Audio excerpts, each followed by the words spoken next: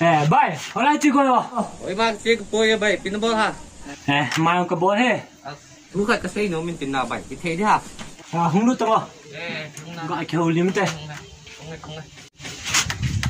Mẹ mũi lơ này sót giặc bằng. Lòng đang thường chơi em chạy cái ba đó là một tổ gì thế nào?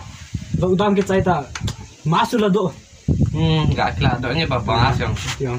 Tiếng cái sọt tiếng không à? Bay tiếng sọt biểu cái đằng sai, đi lại cái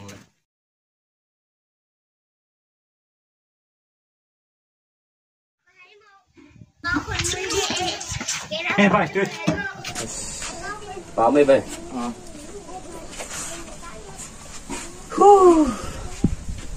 Anh đèn cái thằng ta cho lại khổ yêu bằng gì vậy bay tu lạ quá nó còn lùng ghé lùng nùng thầy máu môn đó ai tổ maที่นี่rồi đang bối máu mônแต่tổ ma hệ lùng ghé những ngã rồi đấy lùng ghé ngạn dụng máu môn tại hệ bay nào chứ như tâm rồi thì tổ ma nê dùng này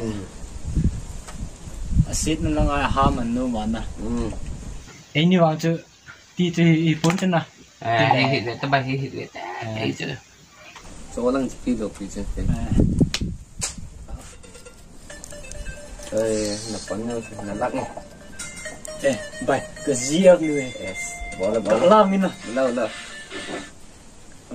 hello now pin ball ta hả cái nhà cái ball thế lá cái xí mà nó năng được à nào cái sạp đi đi anh ngay tới rồi cái sạp tới cho nó anh ngay tới KOMKWA hình xê linh lần gôn kỳ còm hung thạ xin cùng em ta cầm súng ra hay là KOMKWA khai của hình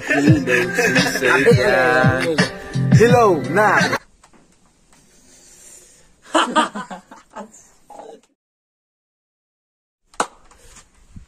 Hi.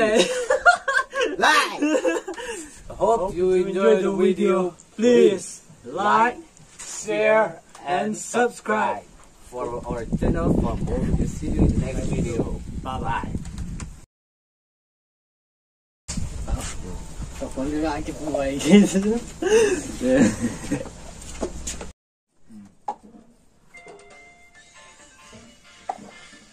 cắt. Nghe mẹ anh thì mẹ đây.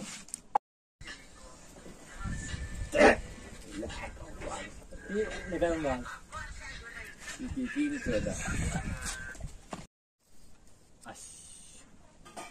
Thế đừng quay tao, nó mẹ tán mà. Cái sao tao cho nó. Ê anh, cắt đi.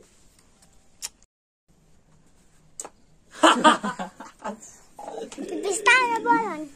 Tại mẹ tao. Chết. Ok. One, đèn tôi khúc đèn. Đây cái khúc gà đèn rồi. Đấy ta. Đấy này. Đấy to. Đọt rô. Không đồ. Cái đó. Không đồ tao nào.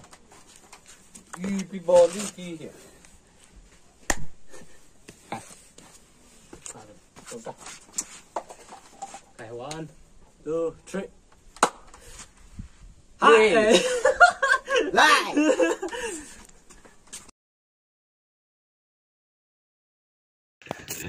KOMKWA hình xê mình lần gôn. Let me see.